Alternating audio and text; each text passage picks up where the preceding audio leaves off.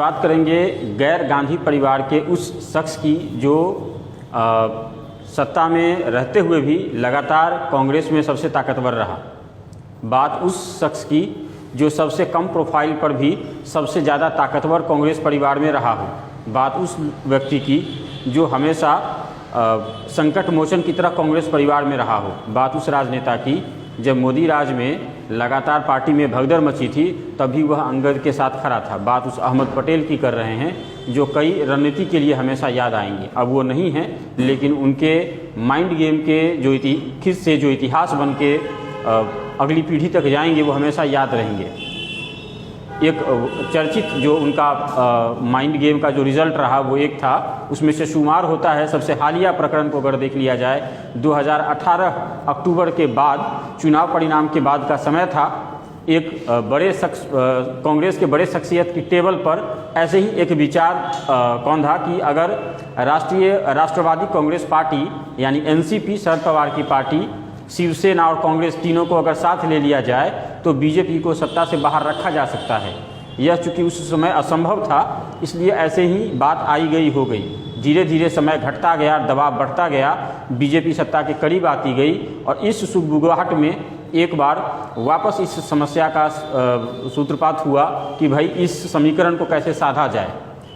सवाल यह था कि अगर ये होगा तो सबसे पहले बिल्ली के गले में घंटी बांधेगा कौन। यहाँ बिल्ली से तात्पर्य था सोनिया गांधी और घंटी से तात्पर्य है कि उनको मनाया कैसे जाए। सबसे पहले बीड़ा उठाया शरद पवार ने, पहले उद्धव ठाकरे से मिले, फिर सोनिया गांधी से, नतीजा सिफर रहा।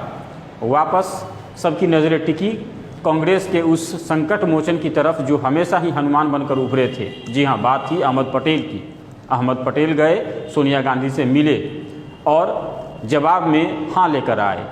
जो तथ्य उन्होंने पेश किया वो एक तथ्य था कि बीजेपी को सत्ता से दूर रखा जा सकता है और दूसरा तथ्य था कि कांग्रेस के सॉफ्ट हिंदुत्व के चेहरे को सामने लाने में मदद मिलेगी। और इस दो तथ्य के आधार पर सोनिया गांधी ने हामी भर दी और फिर जो कुछ हुआ वो इतिहास में एक बड़ा रिजल्ट बनकर सामने आया जो हमेशा याद रखा जाएगा।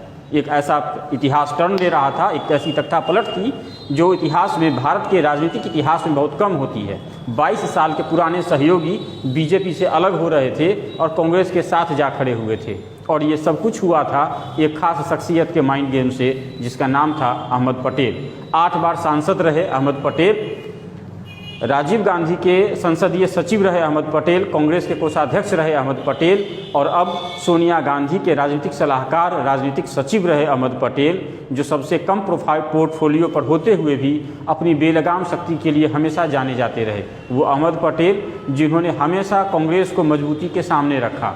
2004 में कांग्रेस की जीत हो, 2008 में अविश्वास प्रस्ताव और यूपीए का गठन हो या 2010 में कांग्रेस की वापसी हो, इन सब के सूत्रपात एक खास टेबल पर हुआ जिस टेबल था अहमद पटेल का, उस महान व्यक्ति का, उस महान राजनीतिकार का एक अंत हो गया है। लेकिन और भी कई किस्से हैं, आगे बताएंगे आपको अहमद पटेल के बारे में। धन्यवाद।